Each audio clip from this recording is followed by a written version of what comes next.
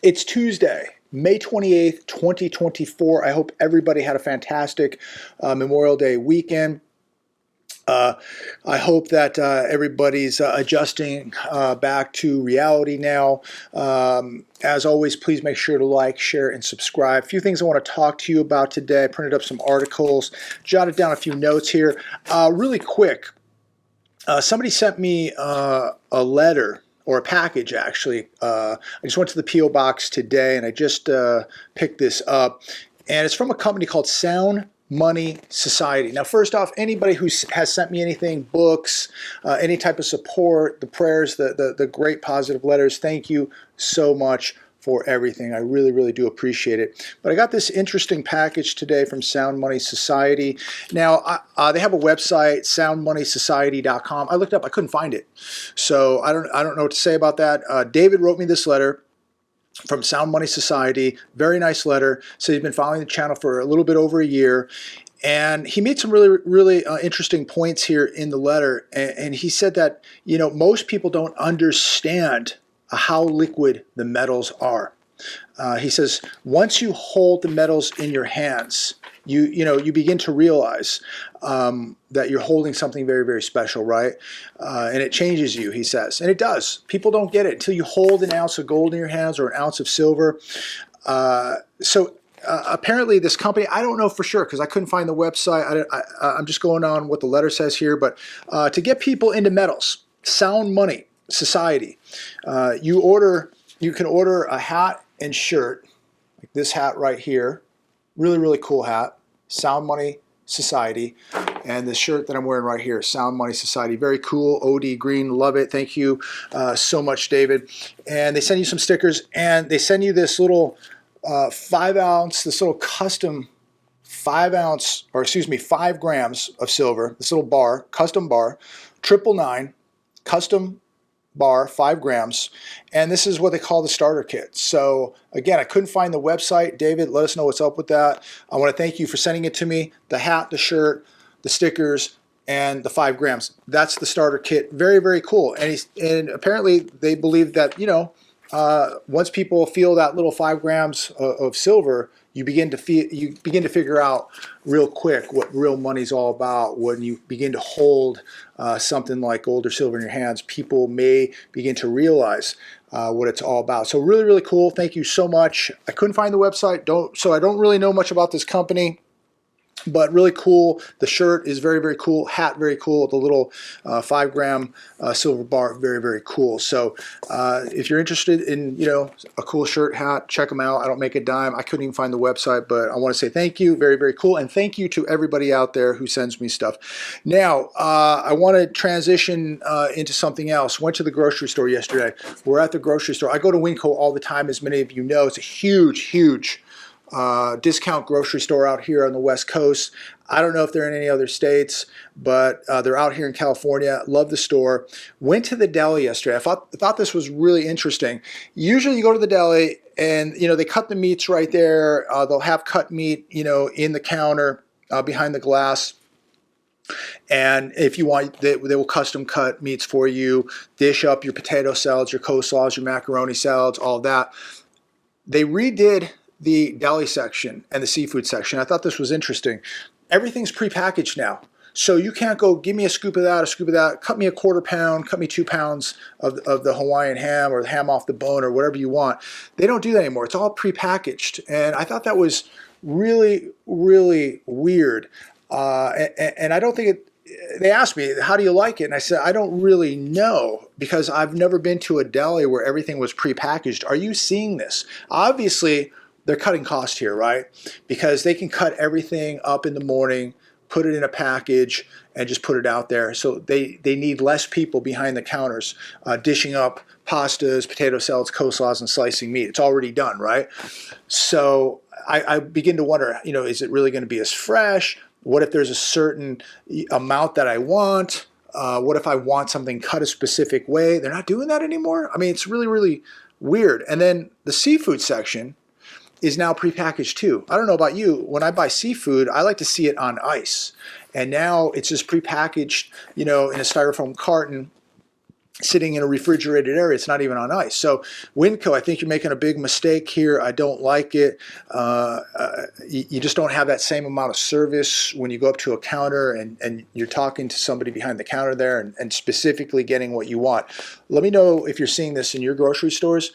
Albertsons not doing that, but I did see in Albertsons a while back they were pre-cutting deli meats and putting them in an island around the deli section, but you could still go up to the deli and have anything cut the way you want it. So I don't think this is a good idea. Another thing that I'm hearing more about is people going out to fast food. Obviously, it's getting very, very expensive, but more fast food restaurants are asking their clientele, their customers, to use the kiosk to put their orders in at the kiosk. Nobody behind the counter will take your order. You now have to place your own order. And soon, maybe they're just going to ask you to go in the back in the kitchen and cook your own food too. So here we go again. They want you to check out at the grocery stores or at the Lowe's or at the Home Depot. They want you to buy bags. Now they want you to do the work of placing the order. There's not a human being there. So you're seeing, technology and AI taking over a lot of these jobs.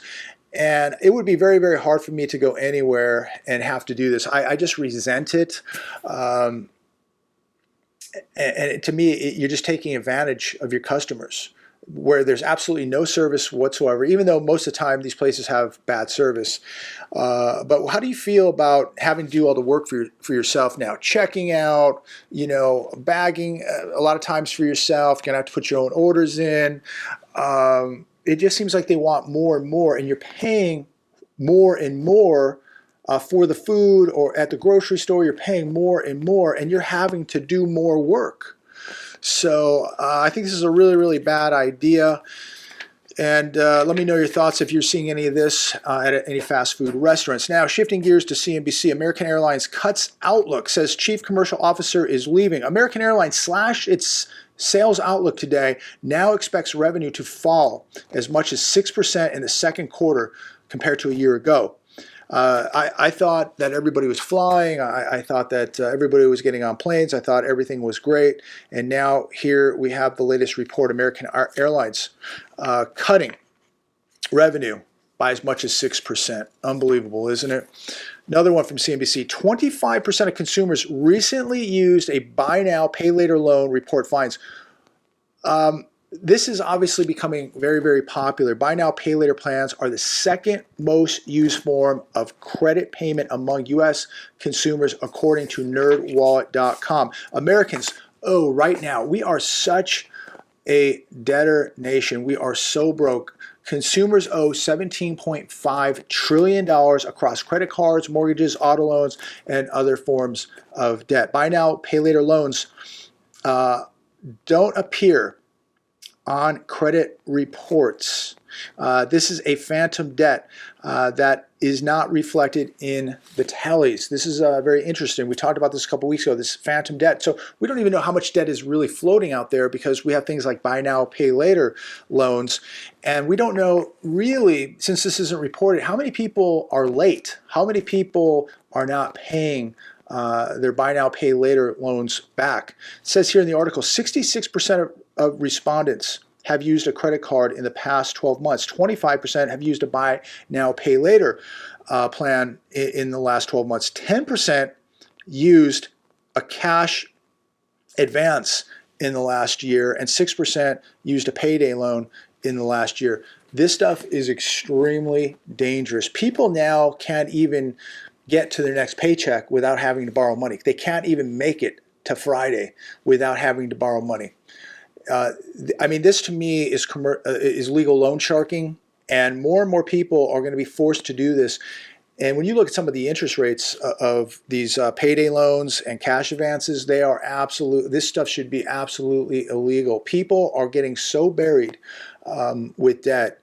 It is absolutely at historic numbers. And many of these people are going to be bankrupt, and they're going to absolutely destroy their credit here, and it's not even repairable because people are so far into debt, and they're doing it at the worst possible time. You're heading deeper into a depression, and if you want to buy a house, you want to buy a car, you want to get a decent interest rate, you need to have a good credit score.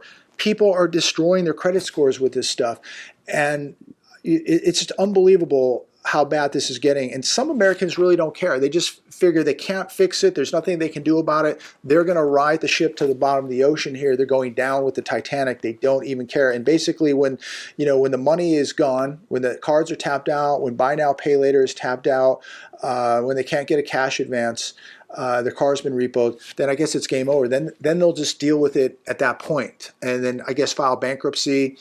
And you won't even be able to rent a bedroom from somebody's house at this point because your credit's going to be destroyed. What are you going to do as we get deeper into this depression? Your credit is destroyed. You have no savings.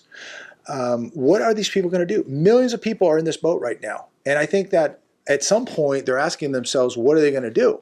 How do you get out of this? And for many people, they're too far in. They're too deep. They're not going to get out. And they're going to have a very, very nightmarish life ahead of them, because if they think things are going to get better and their life is going to somehow improve and the debt's going to go away, they are drinking the Kool-Aid. They are sadly mistaken.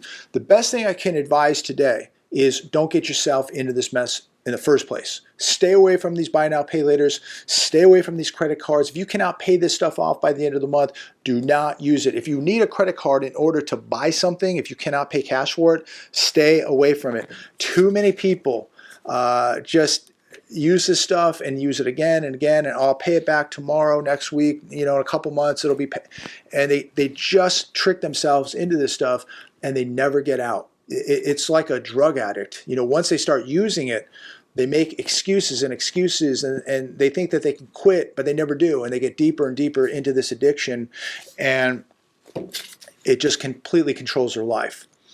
The hedge today: Conference Board consumer confidence rebounds in May as inflation expectations hit 2024 highs. Conference Board consumption confidence index went from 68 to 74.6. Can you believe this? Plans to buy a house for most people, not going to happen. Plans to buy a car for most people, not going to happen. But if you plan to buy an appliance, I guess then appliances have soared. Appliance sales have soared. So I guess if you believe these numbers, if you believe this garbage, I mean, it's unbelievable. Nobody can buy a house. Nobody can buy a car. People can't even pay their student loans back. They want us to do it. But people are out buying household appliances. And so consumer confidence is going up because people went out and bought a refrigerator. What do you think about that? I mean, we're at a point now where I don't believe any of these numbers. I don't believe any of the data at this point. All I believe is what I'm seeing now and what I'm hearing from people in the comments. That is the most accurate barometer to this economy. Average person wastes 2+ hours dream scrolling every day. This is, again, a reminder that we are living in a land of zombies, a world of zombies. Most people, unfortunately, that are zombies. I know a lot of people who just hours and hours and hours on their phones looking at nothing but garbage. And what do a lot of people do? They call it dream scrolling, looking at dream purchases on things they would like to own one day. And look, nothing wrong with dreaming. If you're spending over 2 hours a day dreaming, look, the only way you're going to get anything you want is going out working hard. And I'm gonna admit, man, this is a difficult economy. People are working 2, 3, even 4 jobs, and they're barely getting by. But people, I mean, sitting here for 2+ hours a day, fantasizing on their phones about buying something that they can't afford. I mean, it almost seems like torture, doesn't it? Like self-abuse. This is 873 hours per year, 36 days of your life. Looking at stuff that you cannot afford. I mean, it's almost like torture. I advise that maybe people put down the phones, use that time to invest in yourself. That's the time where people, I don't have time for the gym. Maybe if you're not dream scrolling, you can be at the gym. You can be at jujitsu. You can be at boxing. Maybe you can be working a side hustle. Could you imagine taking 2 extra hours a day working a side hustle? That's 10, 12, 14 hours a week right there. That may help you get to your dreams. Gen Zers spend 3 hours per day dream scrolling.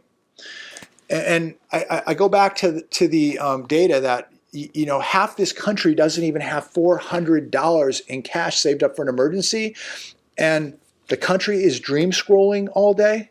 This isn't even including all the stupid videos people watch and all the other garbage on the internet. This is just fantasizing about stuff that most people cannot afford. I really hope and pray that people get out of fantasy land as soon as possible, because this dream scrolling is going to continue to become a nightmare for people. I mean, it really is something that, they're trying to do everything they can to keep your minds off of reality. I mean, they want you to be dream scrolling and looking at all this stuff while your country is being decimated by inflation, while we are sending hundreds of billions of dollars all over the world, while you're living paycheck to paycheck, while opportunity continues to dry up in this country, while the country goes deeper and deeper into debt. Your Social Security is disappearing. People just say, oh, things look great. For somebody said the other day, for a collapse, everything looks really good. Well, take a look at what's really happening. Don't just look at the front of the house. Look at the foundation. $34.7 trillion in federal debt, 190 trillion unfunded liabilities.